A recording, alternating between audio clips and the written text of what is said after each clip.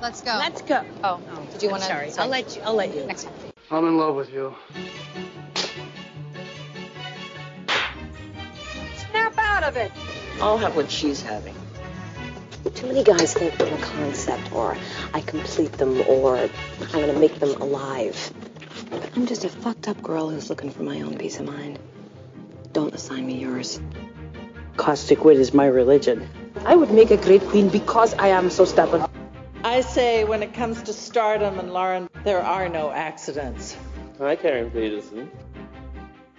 Hello, everybody, and welcome to Citizen Dame, the podcast where we talk about things that are film-related, and they're fun. With me, as always, is Karen Peterson. Hello, Karen. Hello. How are you doing today?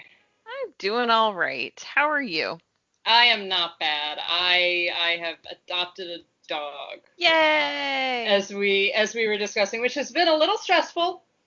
Little emotional, and everything. I think things are calming down. She's an absolute sweetheart and a very strong doggy. Aww. She's just like a bundle of muscle. And tell everyone what her name is. Her name is Boudica. She is named after the Celtic warrior princess who sacked Roman London.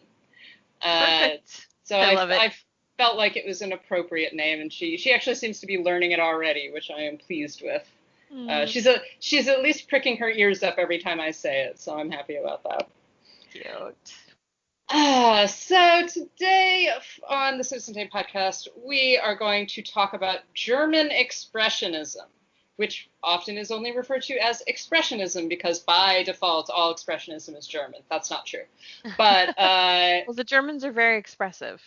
The Germans did, yes, that's true. The Germans did technically invent it. It's like as a movement, it did originate in Germany, so that's usually why people say, when they say Expressionism, what you're referring to is German Expressionism. And in film, it also primarily originated in Germany because it was an art form that then was adapted eventually to theater. And then eventually to the screen, partially because artists and theater directors and theater performers and set designers moved towards cinema, obviously, and so it began to develop out of that. So to start off with, I'm gonna quiz Karen. I'm just gonna ask Karen, what do you think German Expressionism is, or what do you think of when you think of German Expressionism? So basically, that's a good question. I'm not sure how to answer it, but I tend to equate it or think of in terms of film, it's things that are kind of not abstract. That's not the right word, but I'm trying to think that's not quite the right word either. I was thinking ostentatious, but it's exaggerated, I guess. Exaggerated sets and exaggerated action and exaggerated stories and that kind of thing. Yeah, no, definitely. I think that, and I also think that you could probably say abstract, at least in terms of, particularly when you're talking about the art itself. And the art that is then applied to cinema is that there is an abstraction there, that it's not realism. It's not trying to show the reality of scenery or of people or anything like that. It's showing them, like you're saying, in this exaggerated format. Yeah. So Expressionism, as I said, it was initially a painting and literature movement that then moved into theater, and essentially the idea behind Expressionism is that it's presenting the world from a subjective perspective, and usually a somewhat sick or psychological perspective. So the way that I like to put it is just saying it makes the internal external. Yeah. So what it's trying to do is approximate, the psychological and emotional experiences of the characters in film or in theater, or the human psyche in something more like painting or poetry.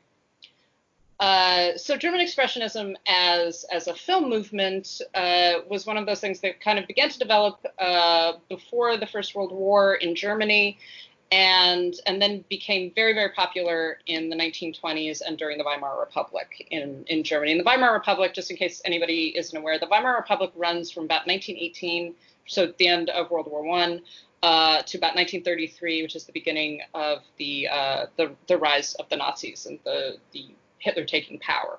So it's this little period in German history where there's a lot of innovation. There was also a lot of privation because of the war and because of the results of the peace in Germany. So there's this burgeoning of the artistic community. There were a lot of major social and cultural movements.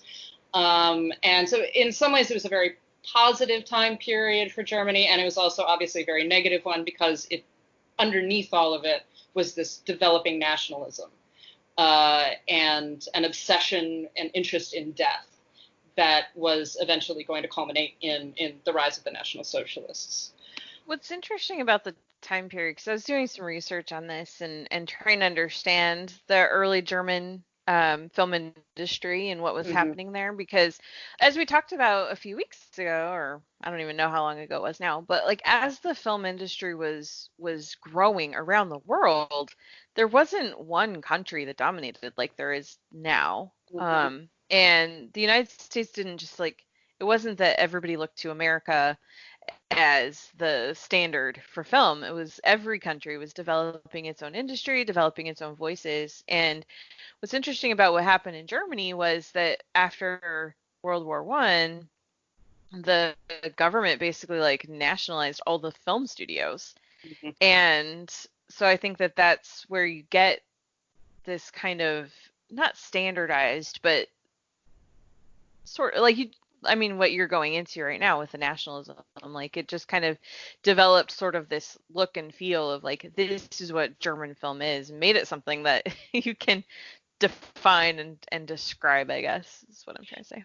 Yeah, and I think that a number of people have remarked on the fact that some of the development of the German film industry, and I would say that this is probably true for most of the film industries in Europe and even in the United States in this period, is that first of all, you've got all of these new things being tried and new innovations, but because of the war, there was a great deal of isolation. And Germany in particular, being the loser, as it were, of World War I, was very, very socially, culturally, geographically isolated from the rest of Europe and from the United States. But what happens during so they begin essentially developing their own national cinema. This is the foundation of UFA, which is one of the major German film studio, and it does turn into this national cinema, and then eventually turns into National Socialist cinema, unfortunately. But so yeah, and then as you get into the late teens and the early 20s and even into the 30s in Germany, you also get things begin to expand because Germany does actually become less isolated. Europe becomes less isolated. There's more exchange going on, and you get this really interesting process where the Germans who've developed this own kind of form of expression begin exporting it. So it begins going to other countries, and other countries are beginning to see these films. I just want to say that a really good sort of overview and analysis of this period in German filmmaking is it's a very famous book, the book From Caligari to Hitler, which by Siegfried Krakauer, which I believe is 1948, so it's just post-war. And it covers all of this. It covers not just the history of the German film studios and the development of German cinema, but also what Krakauer refers to as the psychological history of how these films are expressive of the national psychology of Germany in this period, which is, in his argument, in his thesis, is what eventually leads to what doesn't necessarily explain, but what is the conditions under which Hitler rose to power. So, all right, so let's keep on. So German Expressionism is in its most basic form is the expression of the psychological. One of the external expression of the psychological. So this is directed from Krakauer. It had the function of characterizing the phenomena on screen as a phenomena of the soul. So you're essentially seeing the experience of the characters. And German Expressionism is one of those things that you know it when you see it. Yep. There's a lot of things like that. Yeah, it's so you have canted angles, and I don't just mean, slightly tilted camera. I mean like extreme canted angles, lots of light and shadow, the actual kind of melding of the physical actor with the rest of the environment. And Conrad Veidt was a major expressionist actor. But like you can literally see in scenes and in his films of him like actually physically changing himself to meld with the scenery, to become part of this very stark, very strange set pieces and warped streets and like all of this stuff. The other elements of expressionism are generally the more psychological ones, an interest in totalitarianism, in authoritarianism, in insanity, violence, and fear, and like the things that kind of, and sort of warped sexuality as well. So a lot of films that we refer to as German Expressionists are essentially horror films.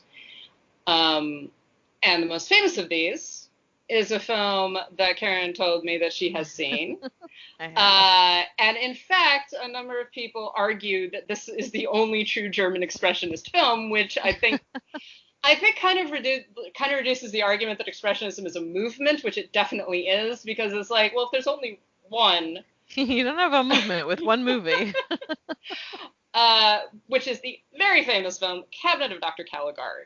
So, Karen, you recently got to see this, which I am very excited about because it is one of my favorite films, just in its own right, because I love this style. But so, like, what did you think of it? Tell us about your impressions of Caligari. So, okay, I have to say that I already knew the premise of it. So, like the big twist surprise ending, I already knew about it. Partly because a few years ago I read some articles about Shutter Island that made a lot of comparisons. So I already knew what was coming. But sitting down and actually watching it for the first time, and it's on the Criterion channel, by the way. But sitting down and just really watching it and getting to take it all in and experience the movie itself, it was just like, okay, now I understand what people are talking about when they talk about German Expressionism, because it uses some color, which we know that not all 1920s films were black and white. Thanks, Fritzy, for teaching us that.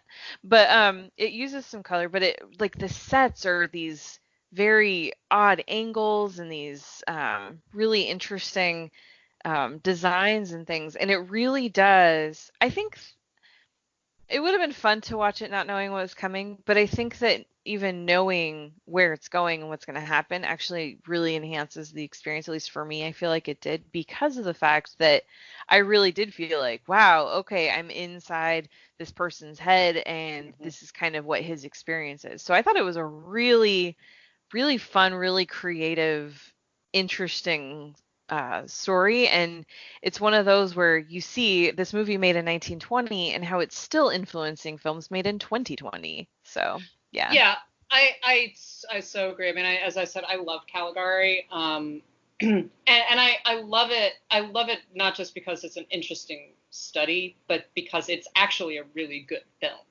It is, yeah. It is so creepy. It is so like bizarre, and it is like being plunged into this nightmare. Yeah. And it's intended to feel like that. Like that's what they're trying to do. So even in like the normal streets in the town before the horror begins to happen, you've got streets that are impossible to navigate. You've got buildings that are like looming over each other. You have all of this weird, even the actors' makeup and everything. It's intended to be extreme. Like, these people are sleeping in these massive Gothic beds for some reason. You know, it actually, I was like, and I know some people would actually make this comparison backwards, and say it reminded me of this person that came much later. But watching it, I was like, oh, I can see where Tim Burton was heavily influenced by this, Oh, yeah. because it felt like I was thinking about movies like Beetlejuice and even a little bit with Edward Scissorhands and stuff like, and some of those movies where I was just like, okay, I can really see where this comes from. That style of filmmaking is really heavily influenced by it. Yeah. Yeah, that nightmarish Yeah. funhouse almost, that Yeah. funhouse world, that everything is a little off kilter, a little askew, doesn't Mhm. quite make sense, doesn't quite fit together. Sometimes cartoonish. Yeah, there's a gleefulness to it. I just want to say to anyone who hasn't actually seen Caligari yet, and I'm not going to spoil it, although for the most part, I think even descriptions of this film very often spoil it. Yeah. But the story of the Cabinet of Dr. Caligari is basically about this young man living in a small German town, and the carnival comes to town. And one of the exhibits is the Cabinet of Dr. Caligari. Dr. Caligari, who is this very sinister, creepy-looking old man, played by, I believe, Werner Krauss, if I'm not mistaken. And what he exhibits is a, quotation marks, somnambulist, which I had to look up. The first time I saw this movie, I was just like, what the fuck is a somnambulist? It's a sleepwalker. Yeah, and you're kind of like, wait a minute, he's exhibiting a sleepwalker, but what's actually going on is that this man is supposed to be hypnotized, right? And so he's been in a living death. The entire time, and he obeys Caligari's every order, and so that's part of the exhibit. And so this young man Francis, there's also a subplot involving him and his friend being in love with the same woman, and basically what happens is that murders begin being committed in this small town, and the murders start, and they happen to coincide with this arrival of Dr. Caligari and his somnambulist. So that's the basic plot. I don't think that's really revealing anything, except for the fact that the somnambulist, Cesare, is played by Conrad Veidt, who many of us best know as Major Strasser in Casablanca. So if you want to see very young Conrad Veidt, there you go. Yep. But which I didn't realize he was in this, and I'm watching it, and it like his name popped up in the opening credits, and I was like, wait a minute, what? Yeah. Yet I have to say, I first saw this. I first saw this in college, and I did not make the connection between Conrad Veidt in Cabinet of Dr. Caligari and Conrad Veidt in Casablanca. And then I saw Casablanca again, and I was like, it's the same guy. Mind blown. Veidt is awesome. Like he is honestly one of the most underrated, I think, sort of heroes of that period of film. But yeah, so Caligari is, as you say, an incredibly influential film, both in its own time period and also in our time period. So you can trace the influence of Caligari essentially from its release all the way through to today. You're saying Tim Burton. So much of what we draw, or so much of what we have in horror and in thriller and in film noir and everything, comes from Caligari originally. Mm-hmm. You can like follow it all back, and it also influenced the continued development of Expressionism in Germany. And so you've got Caligari as kind of the baseline of Expressionist films, and it's interesting that you mentioned the spoiler element of it, the frame story, because the original script of Caligari did not include that frame story. Interesting.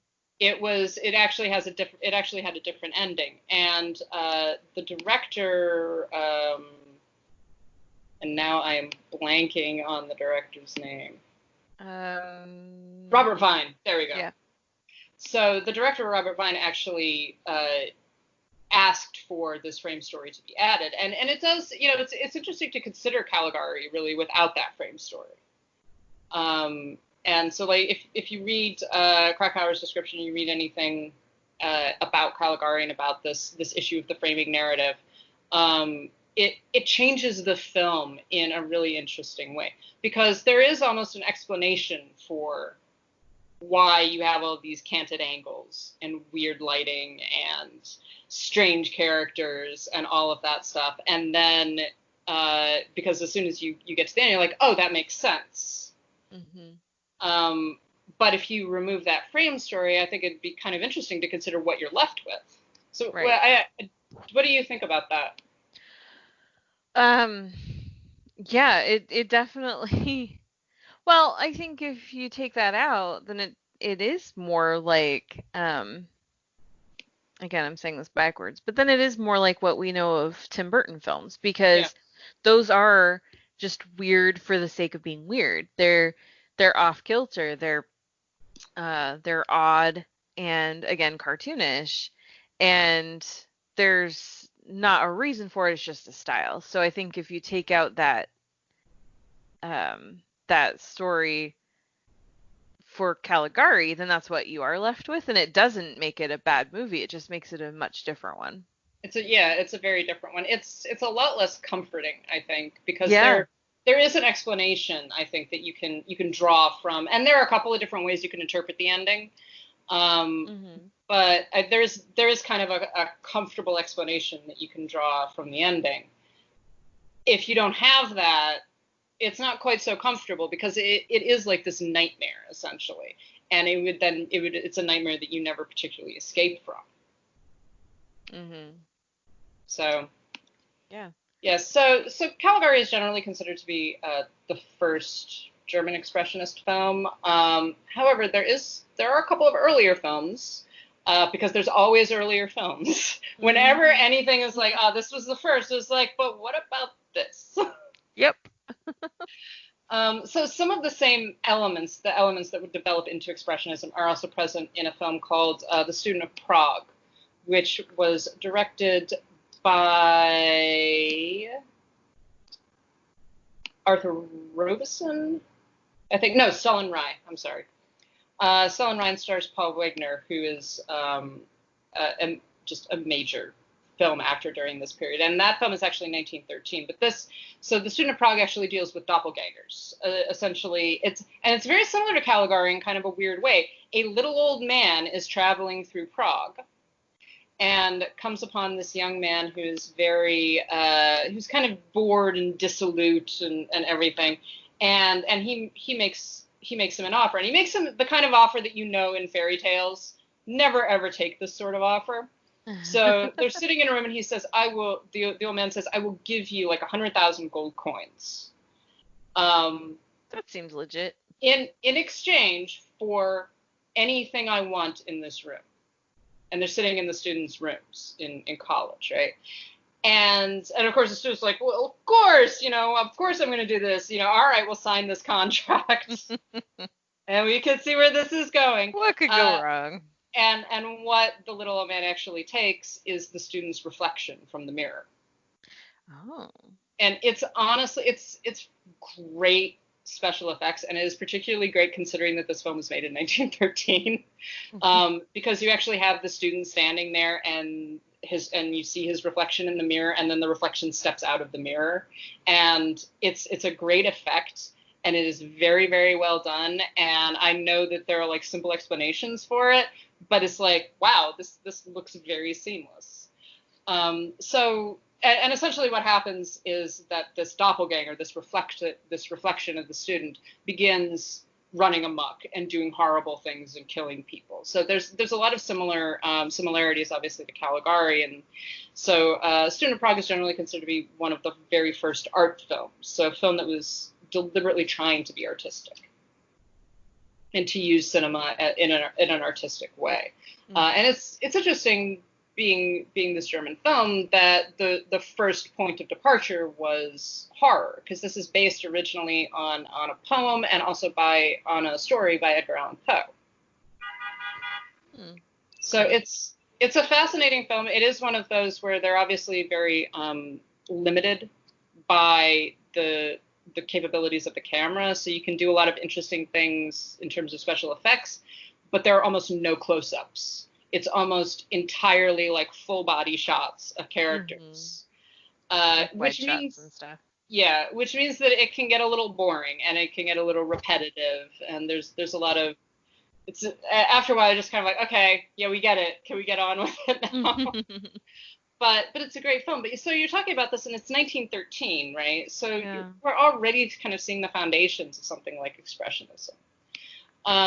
As you move into the 1930s or the 1920s and the 1930s, you begin to get all of these different directors. So Fritz Lang is, major German Expressionist director. F.W. Murnau, Vine, the cinematographer Carl Friand, who I want to talk about in a minute. But then there's this open question of, are these films expressionist, or do these films only have expressionist elements? And what is the difference? So are we talking about a very narrow definition of expressionism that Caligari accomplishes, or are we talking about a much broader one of all of these different uses of the camera, uses of the image, focalization through various characters, and stuff like that? So what, like, German Expressionist films have you seen, Karen, or that you would classify like this? I mean, Metropolis, which I know that one is one, like you're talking about, that has elements, but then other, like, it's got some differences too. So is it fully an expressionist film? I would say it is, but other people disagree with that. What else have I seen? I've seen a few Fritz Lang films, like M. Mm-hmm. M is really interesting because M is quite late when you're talking about expressionism, but so much of it is exactly that. So, the psychology of the killer, the interest in, those terrifying opening scenes where you just see his shadow and hear him whistling and things like that. Yeah. I actually, in one of the classes that I took in college, that for some reason they didn't show us Caligari, but they did show us M. What? Yeah, even though they kept on telling us just like, well, this has expressionist elements, and we're like, so why aren't we watching Caligari? Right. That's so weird. I think that there was this feeling among the professors that maybe they thought a bunch of undergrads would be bored by a silent film. Because they actually, like, I saw Caligari because I was like, I'm going to go find this film because I actually want to see it. Mm-hmm. So they had a copy of it. They were just like, oh, we're going to show you M, which is a great film. Like, it's one of my favorite Fritz Lang films, but it's not, I mean, if you're going to say, well, this isn't really expressionist. Right. Yeah. So let's just pause there for a second and talk about this. Because I think that there's this tendency. My nephew, it's his birthday today. He's 15. For a while, he didn't like to watch older stuff, like a lot of kids don't. A lot of people much older than him don't.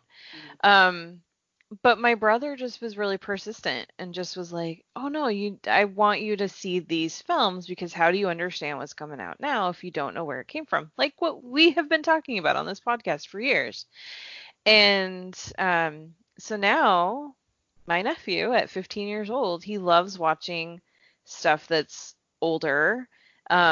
And by that I do mean like 90s and 80s, because he was born in 2005. But he also has seen stuff from like the 60s and the 50s too. And I think that when I hear stories about what you're talking about, well, they didn't know that you would really be able to appreciate it. It's like I get frustrated by that, because I feel like, the tendency now is just to remake everything. Like, don't make kids watch that old original movie. Let's remake it now for their generation. And some of those movies actually turn out to be pretty good. I think Aladdin was not bad, the live action version. Mm-hmm. But still, it's like, if you don't expose people to that stuff, if you don't encourage them to watch it, then how are they ever going to gain an appreciation for it? Sorry, that's just my little.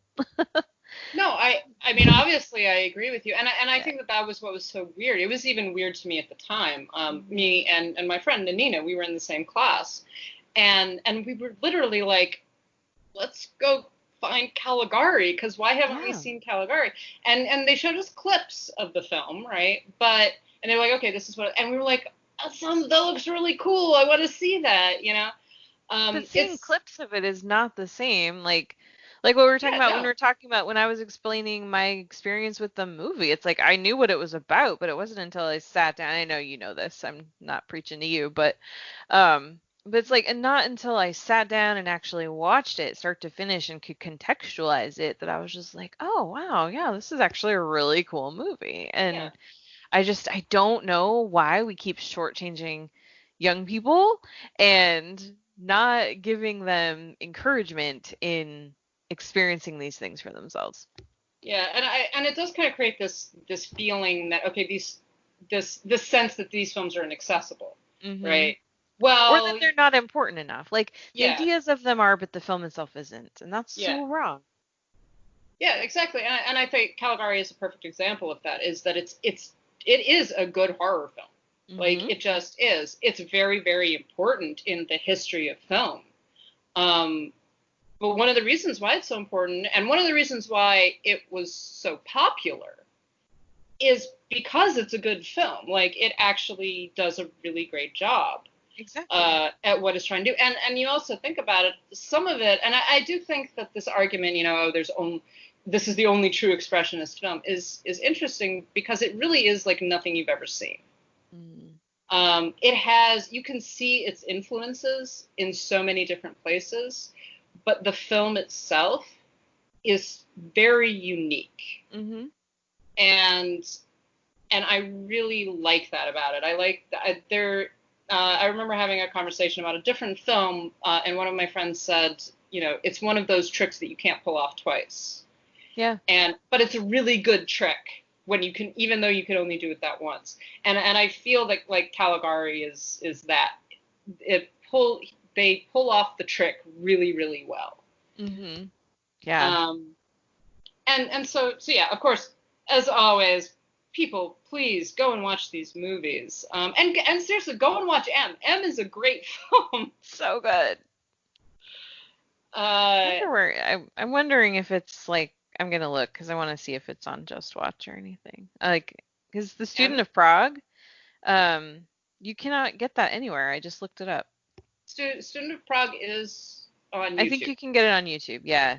Yeah, Um. and unfortunately, there are two versions that are on. A lot of these films are in the public domain, Mm, which is both good and bad because on the one side you can probably find them, on the other side they might not be great prints right. or great versions. So one of the problems with the student of Prague is that there are two versions on YouTube. One of them is very high quality, and one of them is much lower quality, but only the one in lower quality has English subtitles. Oh, good. So so if you're going to watch the film for the first time and you want to know what is being said in the title cards, you kind of have to watch the lesser version. Right. And then go back and watch the other one. Yeah, Um, M is available on the Criterion Channel, Canopy, and HBO Max. not surprising. It is one of I think that and Metropolis are two of Lang's Yeah. best known films. One, Yeah, at least from his German period. mm-hmm. So yeah, so you got Metropolis, you got M. One of the other big ones, two of the other big ones is Nosferatu. Oh, yeah, yeah. I've seen that one. I was gonna say, I think that you have seen I've Nosferatu. seen Nosferatu. The original Dracula film. So originally, the Wait. Dracula. I was looking stuff up about that as I was researching for today, and I was like, wait Uh-huh. a minute, I didn't know any of this stuff. So original a Dracula film that Bram Stoker's widow actually tried to have all prints of it destroyed because she said that it violated copyright. She successfully sued, and yeah, they were supposed to destroy all the prints, but oops, there were too many of them to Mm-hmm. destroy them all. So Bram Stoker's Widow almost like destroyed, again, one of the original really vampire movie. So Nosferatu is directed by F.W. Murnau, and it is basically the story of Dracula with a few changes, but it is actually, the names are different, but it is actually intended to be a direct adaptation of Dracula. Yeah. He just couldn't get the rights to Dracula, so he couldn't technically make Dracula, even though he did. So he just changed the names and kind of switched some plot points around a little bit and like smush things together. But so Murnau Which is what they do when they adapt stuff now anyway. So there exactly, you go. yeah. So Murnau is a major expressionist director, usually classified that way. The other one of his films that I think one of his more famous works is The Last Laugh, which is a very different kind of film. And it's interesting, you know, a number of the films that we've talked about so far deal with the supernatural or deal with insanity. So and also the kind of overlapping of those two things, you know, is this person crazy or are they actually seeing ghosts? Is there a real vampire or is this just a projection of, you know, the terror of the characters? And so there's a lot of overlap, and you get that particularly in things like Student of Prague or Caligari or M, stuff like that. So that's sort of filtered through as like, where does reality end and fiction begin kind of thing. The Last Laugh is interesting because it does have a lot of expressionist elements in that it uses these kind of canted angles. It uses a lot of POV shots, a lot of focalization through the major character. But the story is actually fairly more mundane in a certain sense, and it's this mundanity of the characters that make it interesting, because it's sort of expressing this psychology of fairly normal people.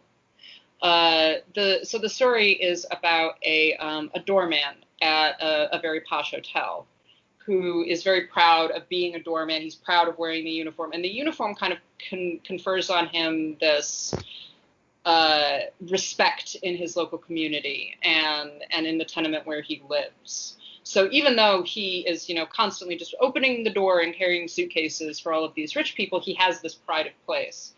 And what happens is that one of the hotel managers notices that he's getting older and that he is having difficulty carrying a trunk on his back. And so out of the goodness of his humanity, actually, the manager is actually trying to do a good thing. Rather than firing him, switches him, takes him off of being a doorman and puts him as a men's lavatory attendant. And this completely decimates his self-respect. And so the rest of the film is about this kind of contrast between the power that the uniform gave him, the sort of respect that the uniform gave him, and the loss of that and the loss of face that he experiences in being turned into, you know, a men's lavatory attendant. So it's interesting to see expressionism being employed in a film like that, which is a simple narrative. It's not terribly complex, but it does get you into the psychology of this fairly normal, you know, apparently unremarkable person, and it really makes you feel for him, makes you experience his suffering and, you know, the difficulties and also the problems of class and things like that in Germany in the 1920s. Yeah. I have not seen that one either. It is a great film. It's another one of those films that does have an interesting frame narrative, which again I'm not going to spoil. But it's a really, really interesting film. And Murnau was a major proponent of what's usually referred to as pure cinema, which is essentially trying to make movies without dialogue. So which is very easy to do, obviously, in the silent era. But if you actually watch The Last Laugh, I think there is one title card in the entirety of The Last Laugh. Oh. So you don't actually have the characters speaking to each other. You don't have any interpretations. You know, a lot of silent films, if you watch any silent films, a lot of them have these title cards, you know, explaining what is happening. Right. This doesn't have any of that. So, and Murnau's goal, like this was a deliberate thing. He wanted to make a film that had no title cards, that all of the entire story was told by the camera. And again, and the Expressionism really does relate to that, because it is this psychology. It's about the experience. It's not so much about, the reality of what is being said or being done. Yeah. So, all right, let's see. What else? I'm sorry, I'm talking a lot. No, it's okay. I was thinking about how we see that a lot done effectively, even with films now, as far as the silent without title cards and things. We see that in short films, but to do that for the course of an entire feature, it actually is much trickier to keep the audience engaged. So. Yeah, it's it's interesting because Hitchcock was a big proponent of this idea of pure cinema, and the idea of not using dialogue. Basically, his attitude was, you don't want the characters providing exposition, right? Right. You don't need the characters standing there explaining why they're doing something. If the camera doesn't tell the story, then why is it a film? Why isn't it just a book? And Meanwhile, at the end of Psycho, no, I'm just kidding. Well, yes, and so there, once again, my favorite pet thing with Psycho. I'm not going to do that. I will not go into that right now. But yes, think about that, listeners. Think about the psychiatrist's speech at the end of Psycho and the fact that Hitchcock did not like characters giving exposition. Just think about it.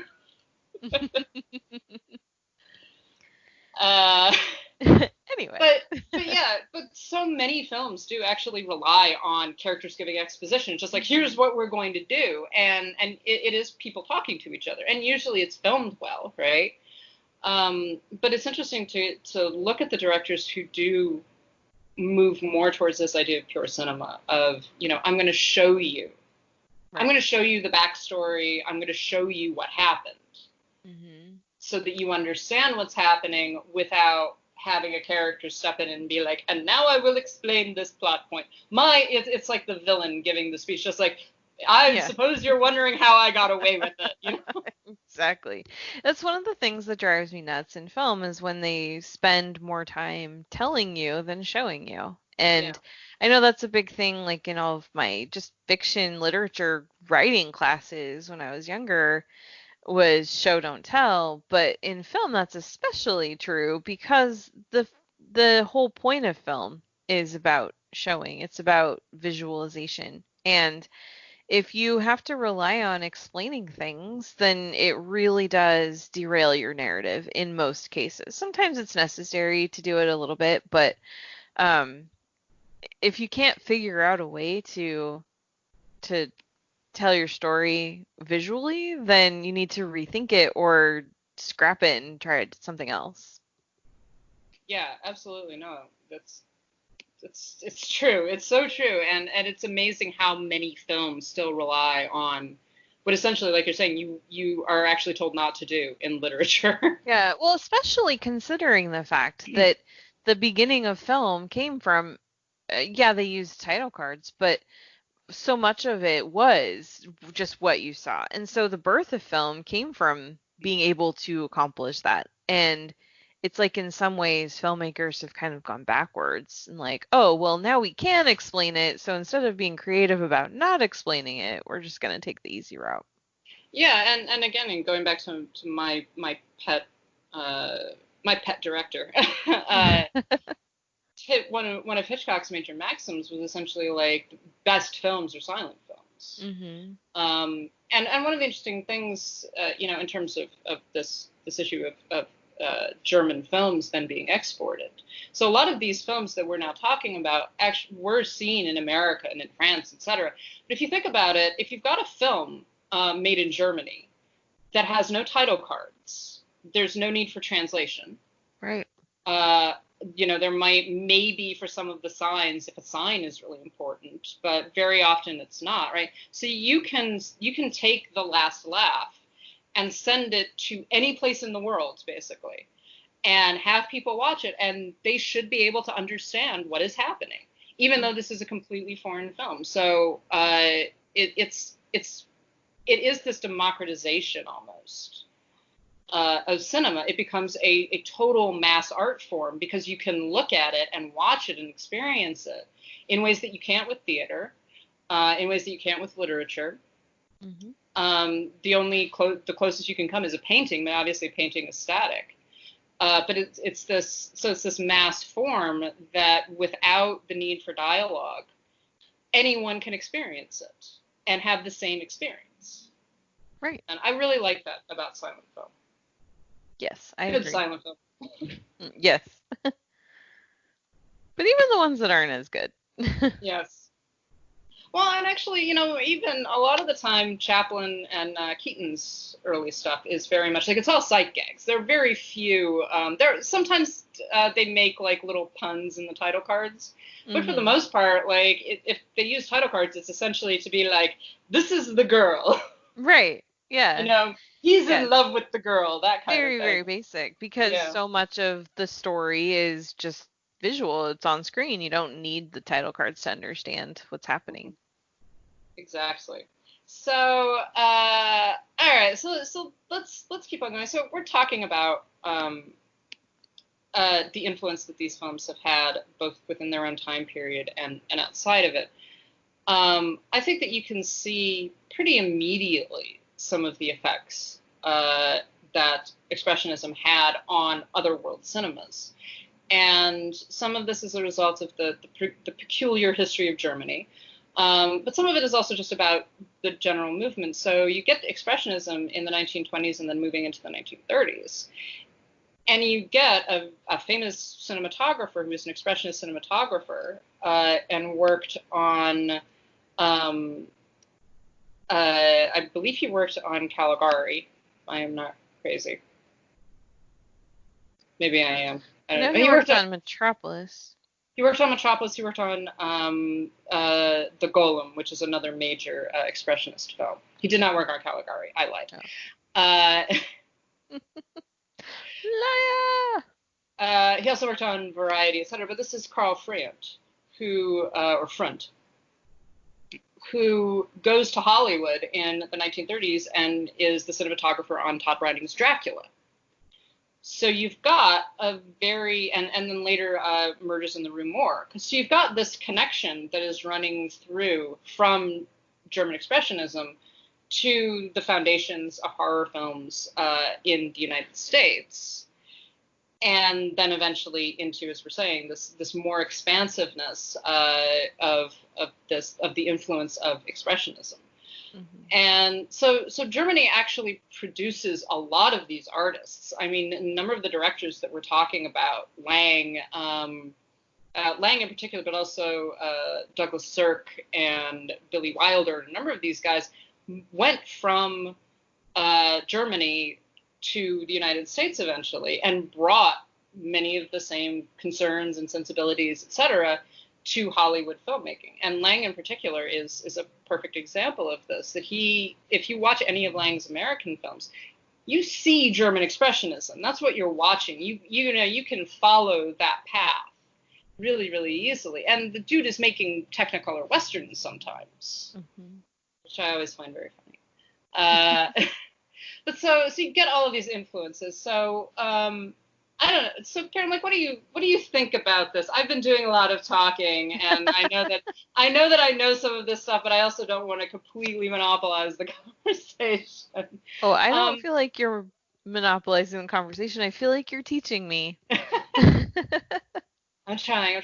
But so like we talked about Tim Burton. Like, do you think that there are other directors, etc., that show this influence, or even other types of films? Oh yeah. I mean, like I had mentioned earlier, Shutter Island. So I think that, and I think Martin Scorsese has always been very much a proponent and an advocate for older films, for film preservation, and that kind of thing. So it makes sense that you would see influences from the silent era in some of his work. I think I'm trying to think of some others. Um, uh, I mean, I think not even looking at today, but looking at people like Hitchcock who did go to Germany and were Yeah. studying film at the time, and then brought what they learned into their own work, and then later influenced other people like Yeah. Shyamalan, like Spielberg, like, even some of those guys. And then of course into the independent filmmakers too. So I think that this is a perfect example of another thing that we talk about a lot, which is why we study old films, so that you can understand the things that influence the people that are making the movies that we love today. So when you see a movie like what am I thinking of? Like, I just watched Radioactive this week, which is directed by Marjane Satrapi, and I'm probably saying her last name wrong, but you can see things in there that were clearly influenced by other earlier films, not necessarily expressionist films, but like, so I just, as far as what I can think of that's directly impacted by expressionism, I think in some ways most films are, even if very indirectly. Yeah, no, I definitely agree with you. I mean, I think that particularly genre films, so if you're talking about thrillers, the concept of the psychological thriller Yeah. really basically started with German Expressionism. And, it's kind of like, would it have developed without it? Yeah, probably. But the way that we, the use of focalization and Yeah. focalization, by the way, and I don't know if people necessarily know this term. I did not know this term for a long time. Is essentially not really point of view shots, so not necessarily directly taking the character's perspective, but is telling the story through the viewpoint of a particular character. Mm-hmm. It's similar to in literary theories when we talk about close third perspective. So the character is a character that you see, that the viewer sees, but a lot of the story is actually being told through their concepts and their perspective and their psychology. Hence, something like Caligari, which is being told directly through the narrative of Francis. Right. Mm-hmm. And that's what most psychological thrillers do. Sometimes it's via the killer's perspective, sometimes it's through a couple of different perspectives, the victim's perspective. It kind of influences audience sympathy. It alters the way that we understand what's happening, and it can also fuck with you because you suddenly realize that, like, you could get an unreliable narrator. You suddenly realize that half of the film is essentially being told by a crazy person or by someone who may be the murderer.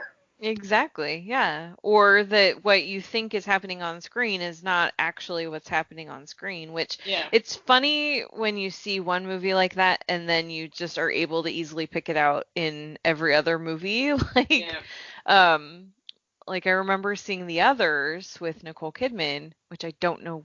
I'm still mad that they're remaking that already. It's 20 years old. But I remember seeing that, and then but because of The Sixth Sense, I was like, I wonder if this is what's going on, and so then, but then there was another movie I'm trying to think of that, like, I was easily able to pick out, oh, okay, this isn't really happening. This is in this guy's head or whatever, because of other movies I had seen. So it's interesting how that can happen, especially like when movies try to emulate something else. Like, what was I watching recently that was basically, it was an homage to Psycho and some other movies. It wasn't like a remake or anything, but it was like trying to homage some of these big films, and I was just like, why would you do it this way? I know exactly what you're doing, and I know exactly where you're going with this, and like, there's no surprise. And then of course people are like, oh wow, I never saw that coming. I'm like, that's because you didn't watch old movies.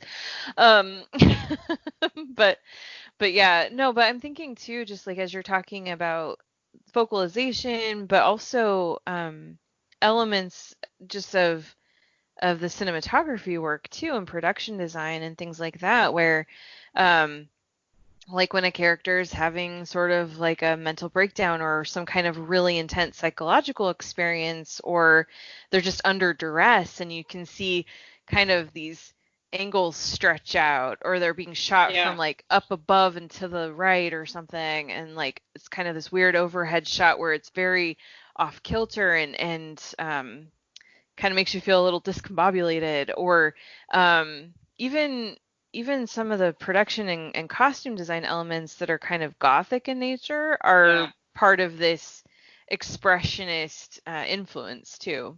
Yeah. Movies like Crimson Peak come to mind. Oh yeah, no, incredibly. I again, talk about psychological thrillers, history of horror. Yeah. The history of horror, at least Western horror, Mhm. and then of course you get new influences that then kind of get melded together. Yeah. But yeah, Western horror is again heavily influenced, and to a degree that can be shocking. I mean, sometime watch Count of Dr. Caligari and the 1931 Frankenstein back to back. Mhm. And the performance, Veidt's performance as Cesare and Karloff's performance as the Frankenstein monster, you can see the influence. Like there is and also not just that, but the expressionism, the way that the character fits into the rest of the scenery. Mhm. And is this, it's almost as though the monster is, being born out of this Gothic castle, not really being created by this, kind of this dude standing off to the side, this hyper modern character. Right.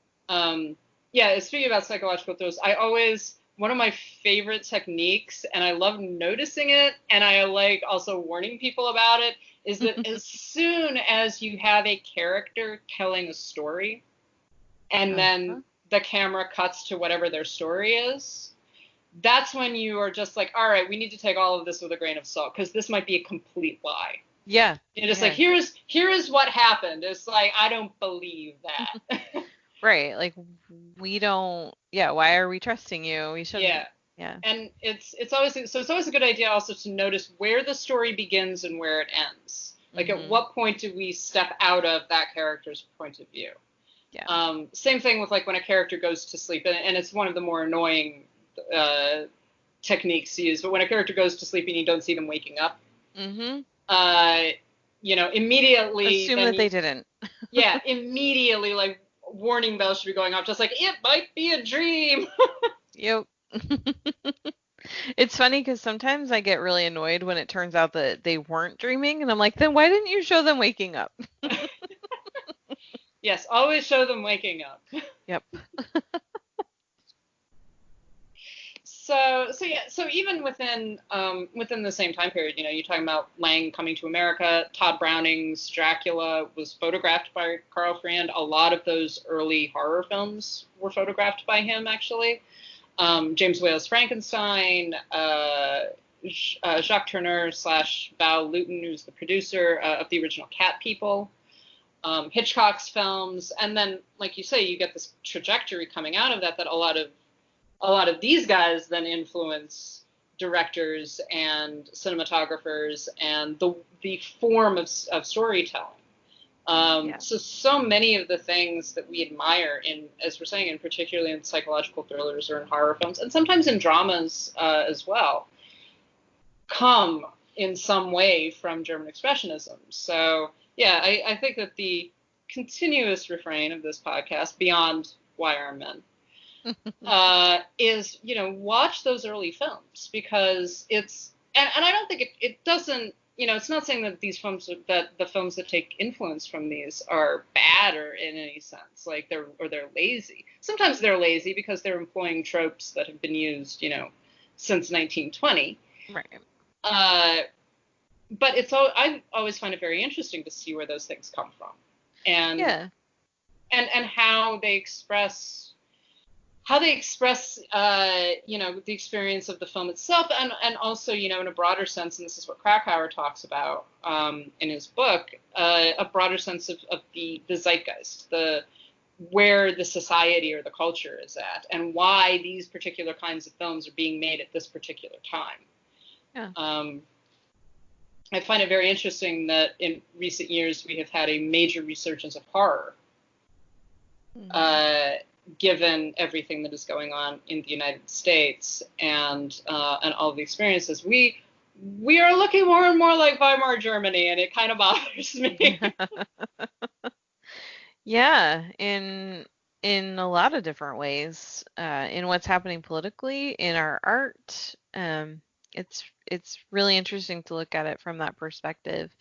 I think that this is one of the reasons why we're constantly, urged, and why you and I are constantly urging people, like, learn history, understand it, because you have to be able to um, contextualize the world that you live in. And just, I think that one of the things too, just backing up to what you were talking about a minute ago, as far as the influences and stuff, I think that one of the reasons, like for me, when I watch a film and I'm like, oh yeah, that's good, and then I watch something that influenced it, it really makes my enjoyment of the other film deeper. And it helps me to understand it in a different way. It helps me to understand some of the choices that a filmmaker made when I understand, not just from knowing, like from reading about it or whatever, but from actually experiencing those films and being able to really see for myself in what ways that they were influenced, or that they used elements, or even sometimes just like full on dialogue or whatever. It makes it a lot easier, And Yeah. this is not expressionism, but I think of a movie like Scream, where this is just as an example, or like as a what's the word? I don't know, analogy. But I think of the movie Scream, where that's a really fun horror movie just on its own. But it's so much better if you've seen Prom Night and Friday the 13th and Halloween and The Exorcist and all these other movies that not only are referenced by it, but it was influenced by. So I think of that in any film when you're watching it, if you can understand the director's motivations and the director's own education and influences, then it just makes the experience that much richer and deeper. Mm-hmm. Yeah, no, I absolutely agree. And yeah, and I think that it's, yeah, like you're saying, I think that it deepens the experience. There are a few people that I think kind of avoid studying these things a little bit more in depth, and by studying I literally mean watching the movies. Right.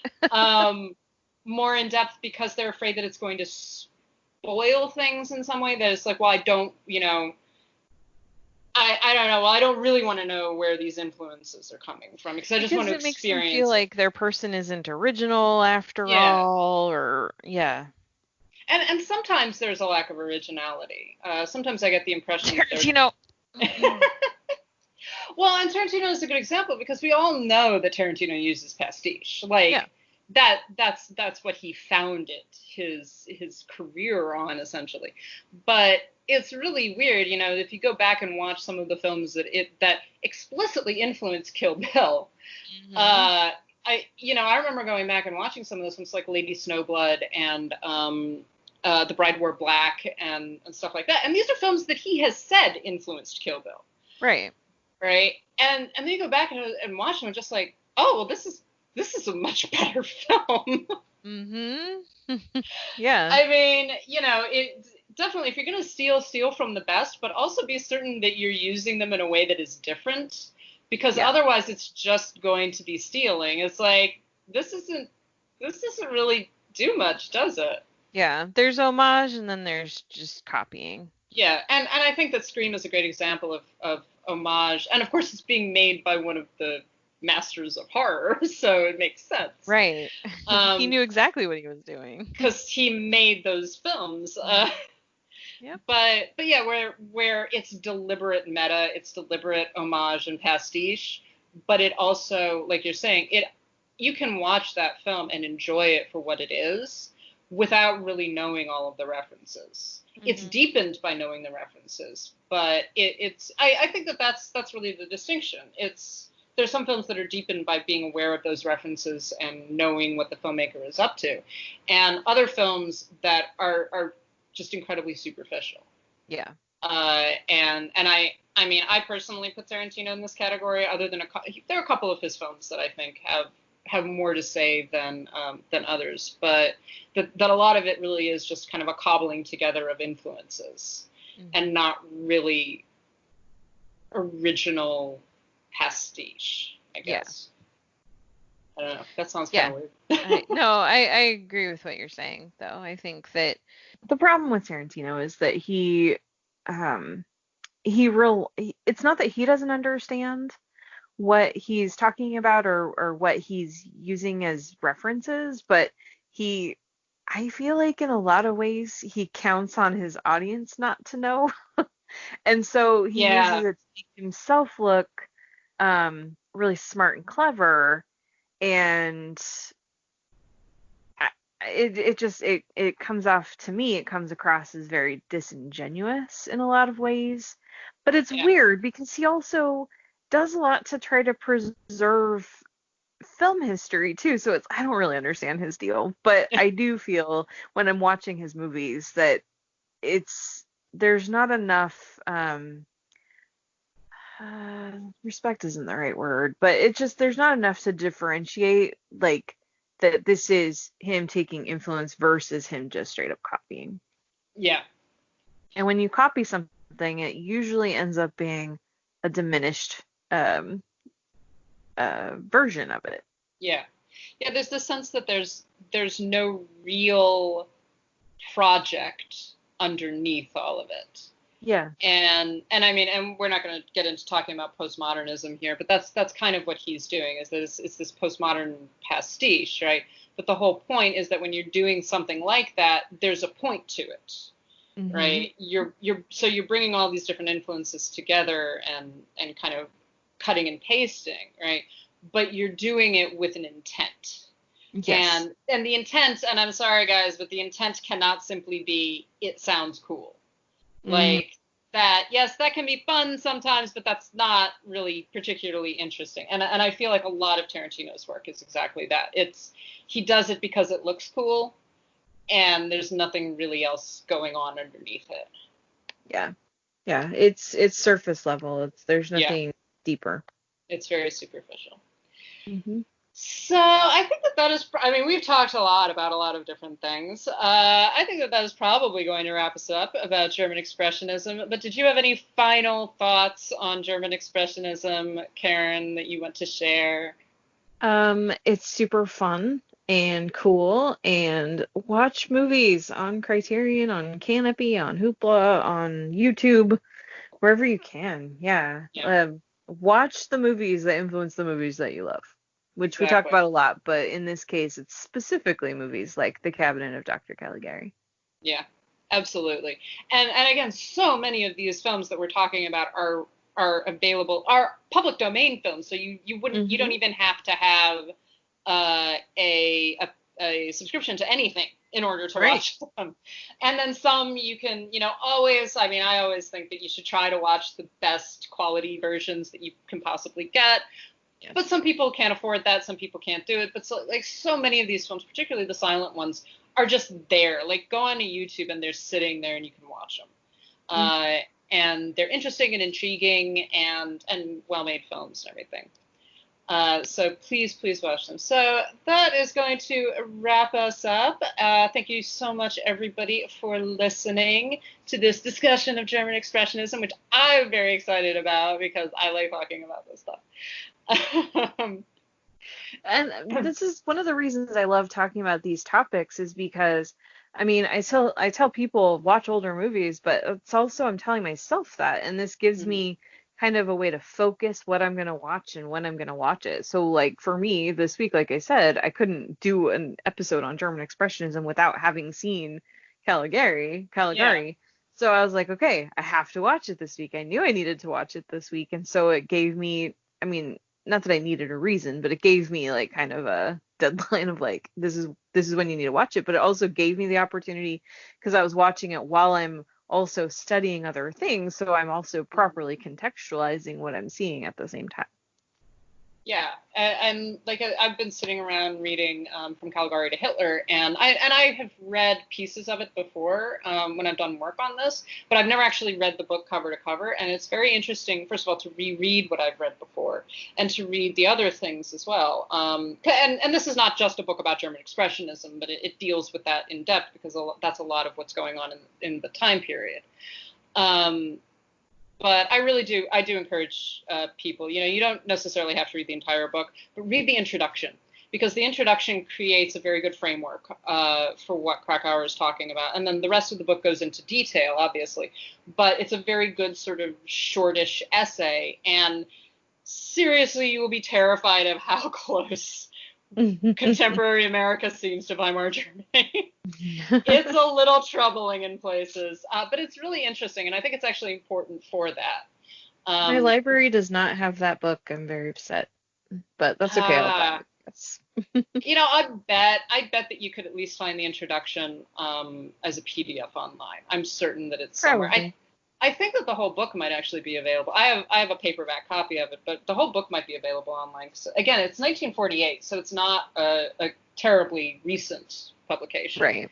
And again, I don't think Krakauer's right about everything, and some of his analysis I don't agree with at all. But it's interesting. It's particularly interesting given that he's writing from such a close perspective. That's the thing, and like he didn't have the benefit of decades of time in between to look at the fallout and the analysis and things. This is writing from a time when this is all the very recent past. Yeah, it's very, very contemporary. So it is a fascinating book. And it's pretty well written too. It's not overly academic. It's a very accessible book. So again, thank you so much, everybody, for listening. And as always, we send out a special thank you to our patrons who are being lovely and contributing to us and keeping the lights on and everything. So thank you to Heather, Adriana, Crooked Table Podcast, Michael, Jacob, James, Katie, Carriata, Mason, Matthew, Michelle, Monty, Nanina, Nicole, Robert, Sharon, Steve, Tao, and Will. Thank you so much, everybody. And if you do want to contribute to our Patreon, we would love it. If not, we understand. Guess we're not special. No. We completely understand, of course. It's very, very helpful to us. And it's nice to know that people really value this podcast, and because we have fun doing it. And we hope you have fun listening to it. So if you want to contribute to our Patreon, we are on patreon.com/citizendame. If you want to buy some stuff from our Zazzle store, including masks, we have our Zazzle store is at zazzle.com/citizendamepod. You can give us some money, just a couple of bucks if you want to, at Ko-Fi. That's ko-fi.com/citizendame. You don't have to subscribe or anything. It's just saying that you've enjoyed our episodes if you feel like giving us some dollars. We are, of course, always accessible online. We are on Twitter and Instagram at CitizenDamePod. We are still on Facebook, facebook.com/CitizenDame. I think we're the only people that are still on Facebook. You can also send us your questions, comments, queries, praise, love, adoration at citizendamepod@gmail.com. And, of course, our website, citizendamepod.com, where there are reviews and DVD reviews, Blu-ray reviews, essays, me ranting about stuff. It's fun. And so forth. And that is citizendamepod.com. And, of course, you can reach out to us individually. Karen, where are you? I am on Twitter and Instagram at Karen M. Peterson. And I'm on Twitter and Instagram at CitizenDamePod, and you can also follow the adventures of my new doggie. You're actually at LH Business. Oh, God. I'm tired.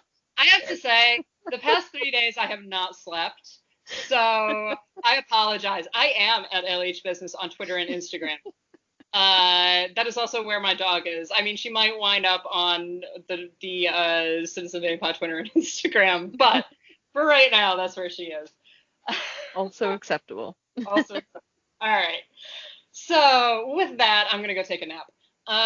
Thank you all so much for listening. We hope that you tune in next time we come on. Talk to you later. Bye.